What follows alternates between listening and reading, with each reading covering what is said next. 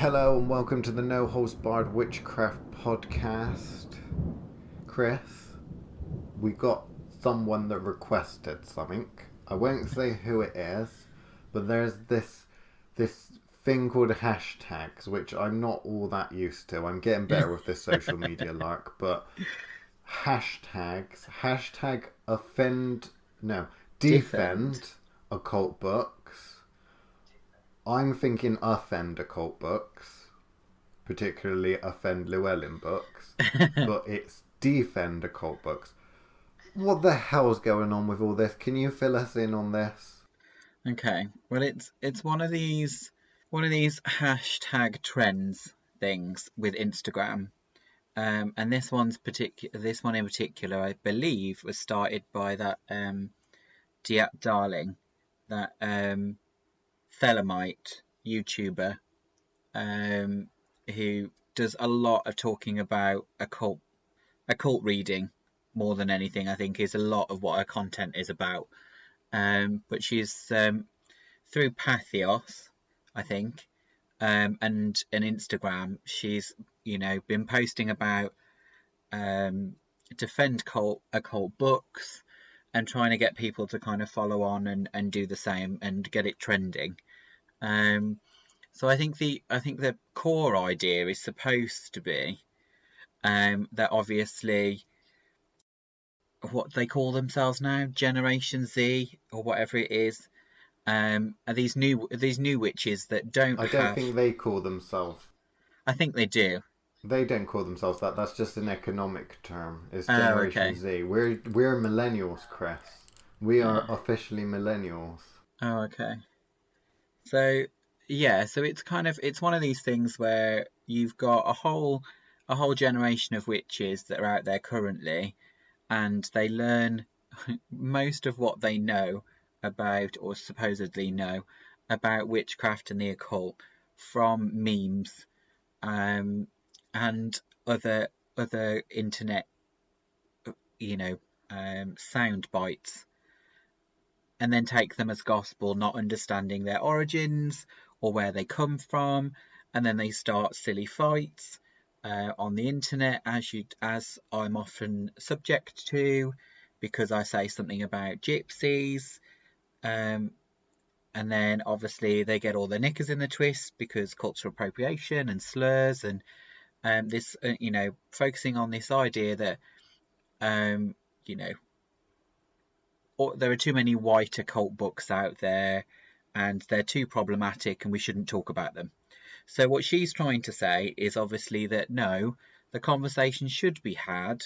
People should be well read, and they should be able to, defend why they read a particular occultist, and obviously say that why it's problematic, understand why it's problematic, but then still take what is necessary. I think the crux of it, and probably why we've been asked to discuss, um, is probably mostly because it's about this culture of pushing people to read and educate themselves, and that's okay that they don't have a tradition, and that they've learned everything they know from books, and the internet, because it's a resource there to be used. I think she's trying to push for the fact that actually all the good occult books writers out there aren't big enough on the circuit for you to get hold of, and they're expensive and things like that. Um, is it essentially this? I don't know. I don't see why it's even a movement myself.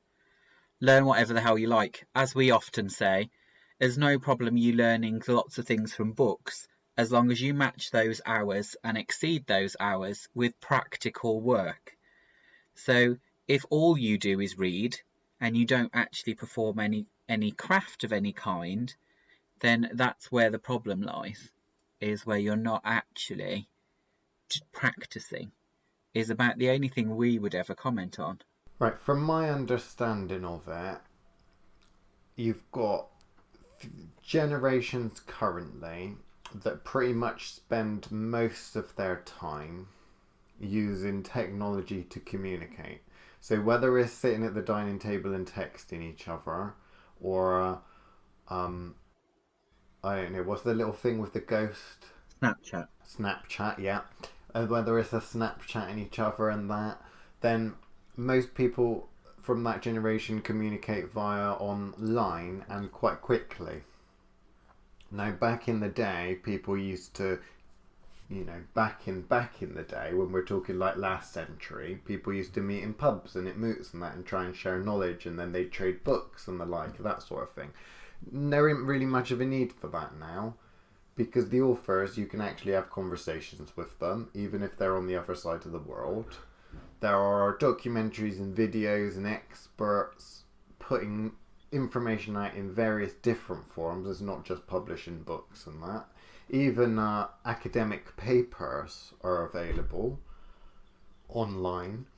But what we have is we have people judging other people's way of learning. So what you've got is you've got the people that we tend to judge, which are the older people who go and meet in moots and that, and we say, well, that's very good meeting in your moots and that, but you still ain't doing no fucking magic. Then we got the next generation that are very well read and collect lots of books published in the 90s, to which we judge and say, well, that's all very good, you're well read and you've got a lot of books, but you still ain't doing no fucking magic. And then you've got the next generation, which are making TikToks, witch talks, memes and posts, which you say, that's all very well and good, but you ain't doing no fucking magic. So from my perspective, if I am completely honest, I think that if you are learning from a book back in the 20th century, then you're just as bad as these people nowadays. Because the only thing I see, honestly, the only difference I see is that the generations now, they'll get a, what is it? How long does a TikTok last? Is it a minute, Yeah, a or is minute. it 3 minutes or something? Less than a minute. A minute. They'll get a load of information that they they basically watch in a TikTok video for a minute and memorize it, like correspondences and stuff.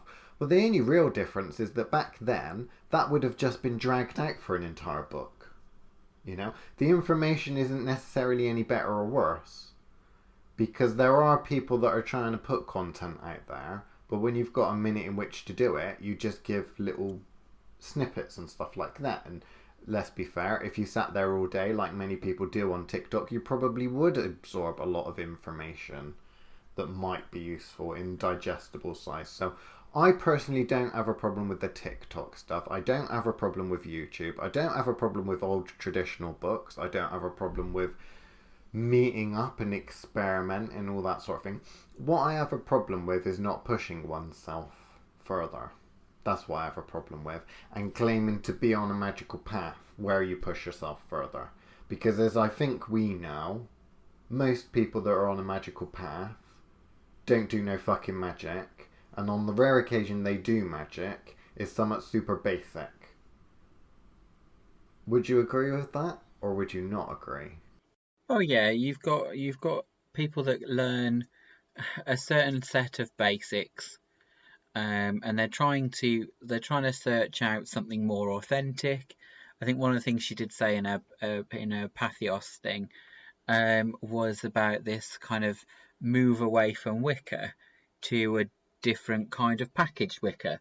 Obviously, she didn't say that. I've added that last bit, but essentially, is the case of actually people don't understand what the essence of Wicker is and how that has just transferred over to a lot of the PKTW work. But the problem is they've got a few very basic techniques, i.e. candle magic, poppets, and the occasional bit of intention work, energy work, and they hold on to these really basic forms and then never progress any further. So they get into a habit if they learn one trick that has worked once for them, and they just repeat. So, they made this petition to such and such a goddess just this once. They've then repeated and repeated and repeated that same spell without actually ever going, okay, well, how does this spell work? What can I do to change the way that I'm using this spell? How could I adapt this spell to a different kind of working by understanding how the energy is manipulated? I think that's where it starts to get at me. Right, because here's I think the crux of it. And I think that after reflecting on this, you tend to see it in every century. So I don't know if it's just a human thing. This isn't just a modern thing. And that is that the drive to push yourself further and your magical knowledge further needs to come from you. I know we're hard on people and say, well, you're not putting a lot of content out there or information out there that's at an advanced level or giving people something to aim for. And sometimes I think maybe we're wrong at that, because of course we shouldn't be the ones that are giving someone something to aim for. They should be wanting it. Because there's the difference between world records, right? With a world record, you know that someone's managed to accomplish that and that you have to try and beat that. But you have to be the person that sets the original world record, right? Because if you're always trying to outdo someone else or push further than someone else, then that's fine. But we have to remember that in magic, there's not a huge amount of information out there or people out there that are really pushing it. So there isn't really much Olympics when it comes to magic. Most of the magical practice is pretty basic publicly, and a lot of it privately as well. So you need to get into the habit of thinking, well, no, I want to push the boundaries of what's actually possible. And you're competing against yourself, remember. So when you compete against yourself, you've always got an opponent. Whereas what happens when you compete against other people is when you become the best, you've now not got anyone to compete against necessarily. So then you kind of stagnate, I think. And that's the danger. But in terms of like keeping it super simple, it might be not a particularly great podcast, to be honest with you. Because if we leave it at trying to answer the questions of where we lie, I don't care about the method of teaching necessarily. I think the most superior method is traditional apprenticeship, where you follow a magical practitioner and then you work with them and they teach you what they know physically by doing stuff. But there are other methods of teaching, I just don't think they're as good. But it's about how you're going to utilize them and what knowledge you can put out that's going to help people.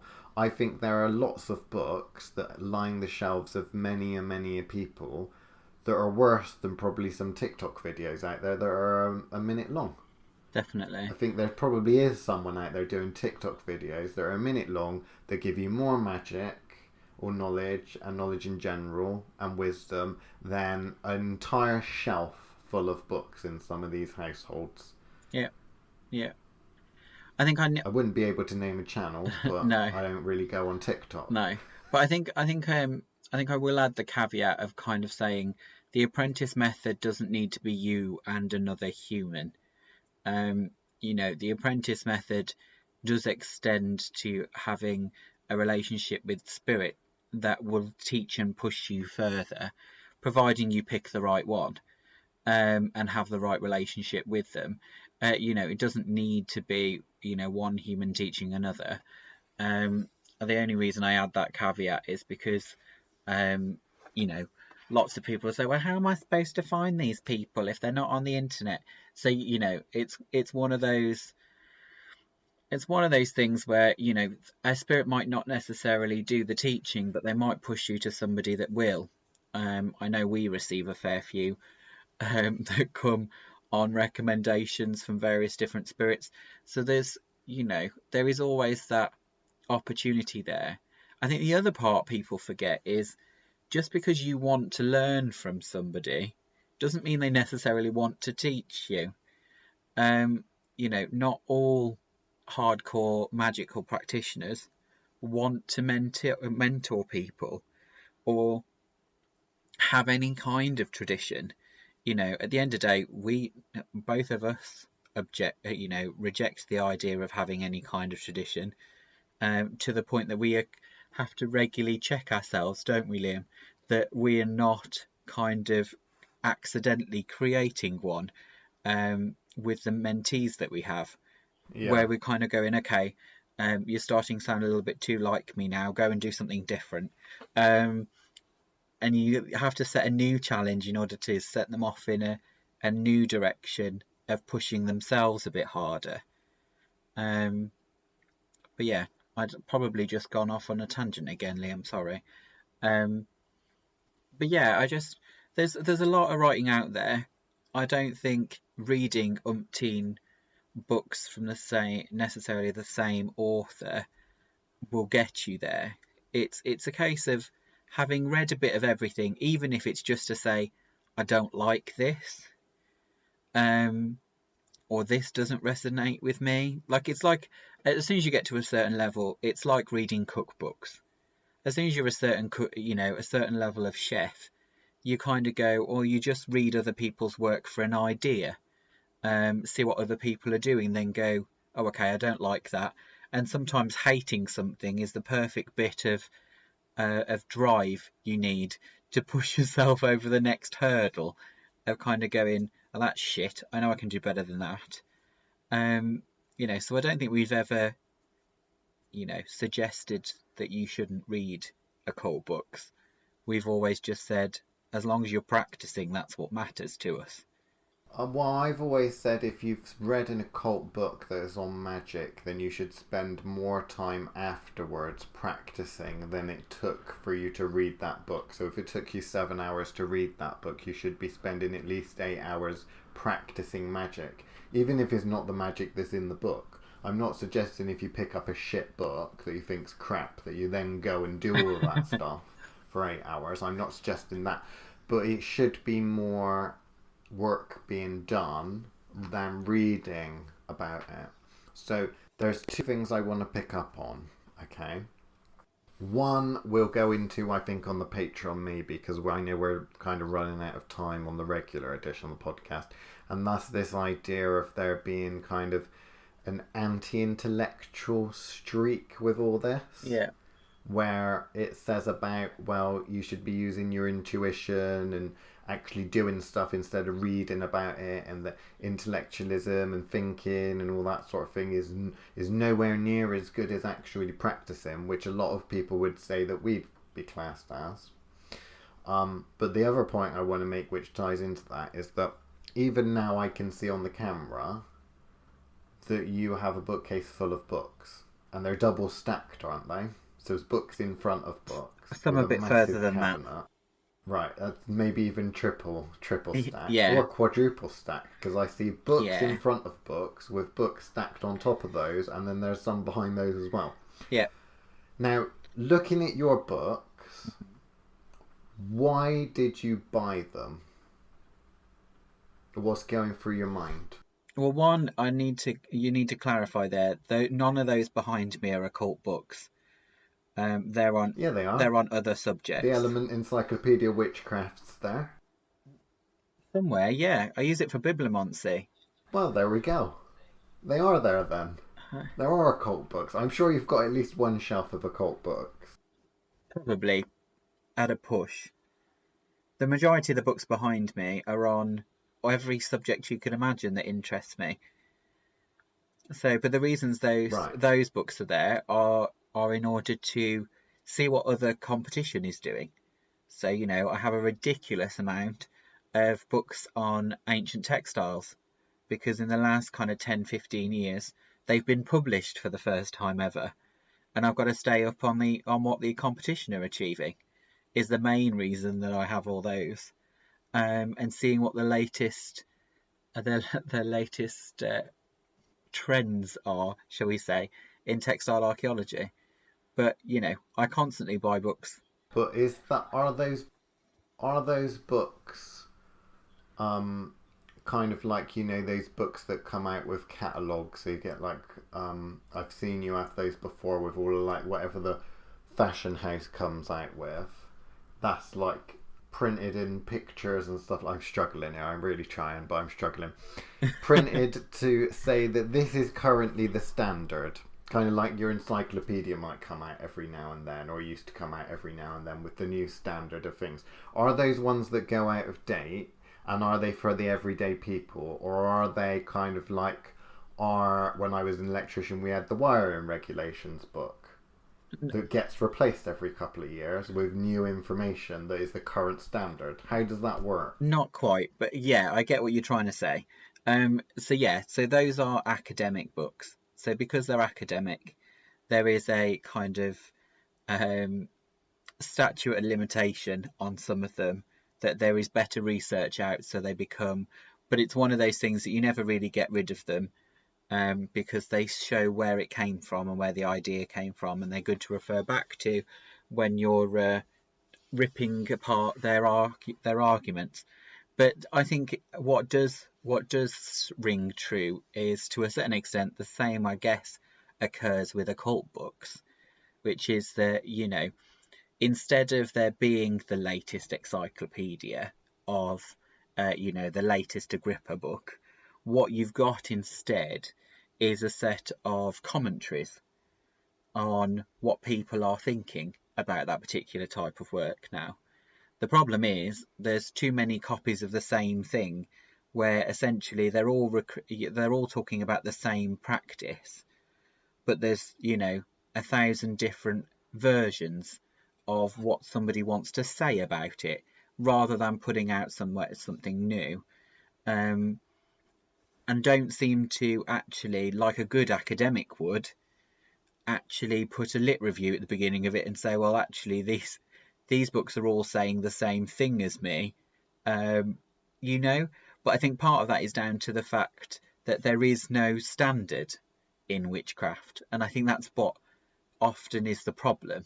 We talk about our kind of beginner, foundational, intermediate, advanced, but at the end of the day there is no standard for it.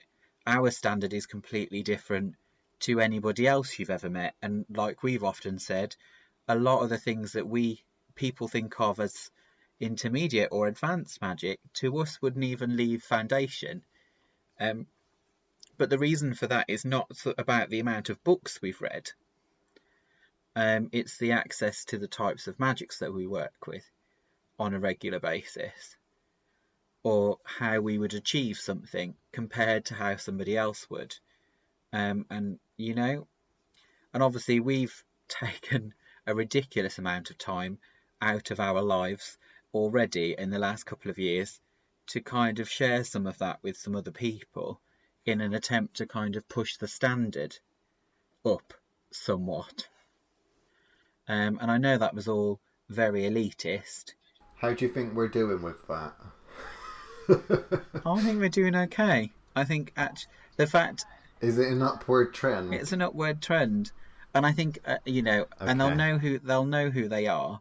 There's a few of them out there that are now already starting, the first wave of them starting to take mentees of their own on, which I think is only positive. I don't think there's any way to see that as a negative. That there is, they're getting to the level of confidence where they're starting to teach. I think it was a conversation we had with Anyanka at some point, wasn't it? That we said about, actually, not until you start teaching do you realise the flaws in some of your methods.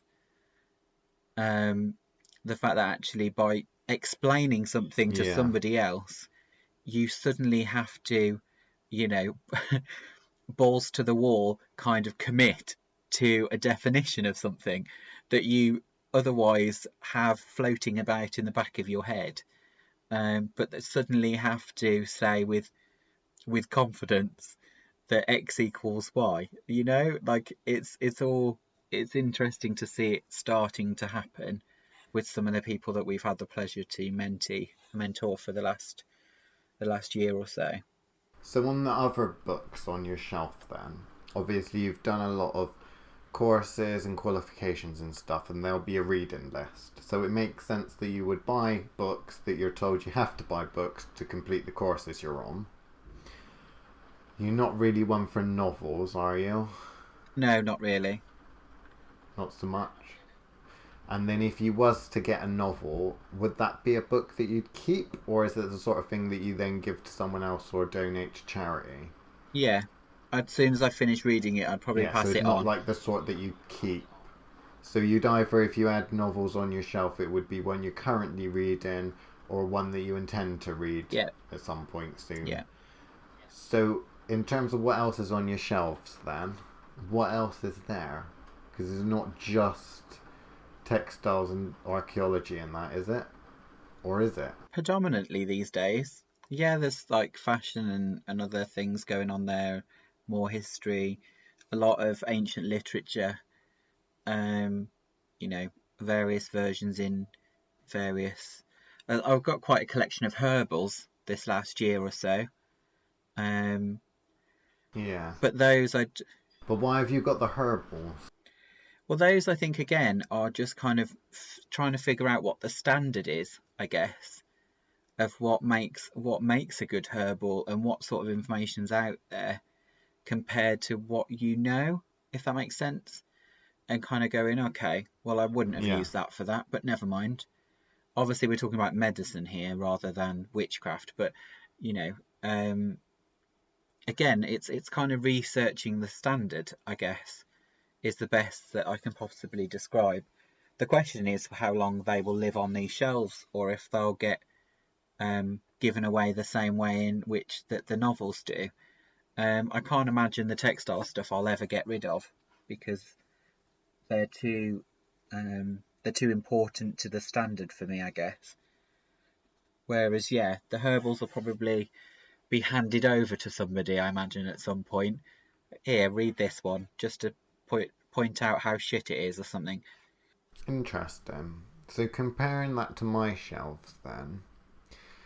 So pretty much all the books, I've got some herbal medicine books. I've got quite a few herbal medicine books because I'm writing a book on herbal medicine with Lady Poison. So that makes sense because that's currently for research. Whether I'll keep them afterwards, I'm not entirely sure. Some I might not. But all of the others are pretty much occult books that I find I have to keep going back to time and time again because people ask questions about. So in no point will there be any books on any of my shelves that I don't get out every now and then because someone's added a question about it. So they're the meaty ones. On that shelf over there, there's Agrippa's 3 books of occult philosophy, the Arabatel, the Witch's Bible Complete, and a book about West Country witches. Because those ones, they're all on the shelf. And they're all on there because people have asked questions about them recently. And I've been like, I know it's in that book. I need to go and have a little quick look. Because it's things that I don't convert to memory because I don't necessarily think it's any good. So I find that a lot of the books I keep are based on the ones that keep coming up time and time again. Yeah. That people ask questions Well, you need about. to refer back. And I don't really buy... Yeah, I don't really tend to buy books for the knowledge because I hate reading and it takes up so much time. The only exception has been the herbal medicine stuff. So, if you want to know the last 2 books I bought, this one, Adaptogens in Herbalism, is quite a big book. It's A4 size and it's 637 pages long. And then we've got The Science and Practice of Herbal Medicine, which is another big book, A4 size. And that is 653 pages long. And all of those are science-based books, some of which I understand, a lot of which I don't. So as soon as I understand the gist of it, at normally that point I'd get rid of it. But I'm finding that because I'm having to do this academic stuff like you do, which is reference shit, and say where I got that information from, I'm having to keep all these books because I have to go back and find page numbers and all, who said what. But But anyway, we're out of time for this week's edition of the podcast. So goodbye for now.